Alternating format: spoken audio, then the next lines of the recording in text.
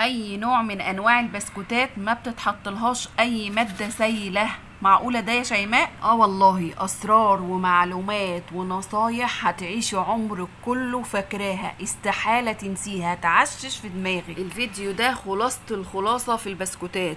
وتعالي اقولك على اول معلومة، لو بتعملي البسكوت بايدك خلي السمنة بدرجة حرارة الجو علشان يسهل معاكي في الشغل.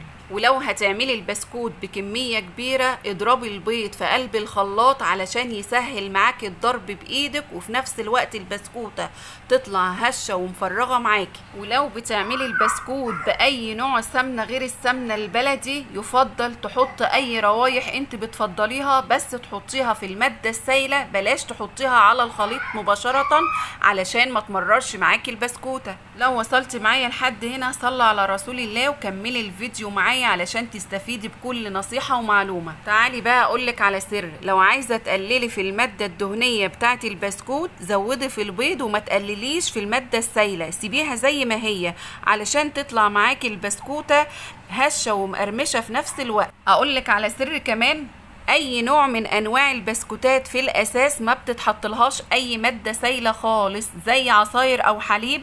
معقوله ده يا شيماء؟ انت لسه حاطه حليب دلوقتي.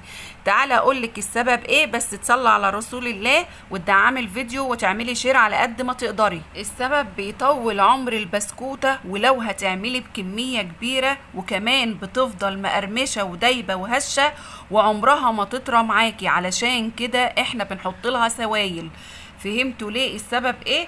يبقى عرفتوا ان من الاساس ان البسكوت ما بيتحطلوش اي ماده سايله خالص. طب ازاي يا شيماء وانت بتقولي لو حطينا اي روايح بنحطها في الماده السايله؟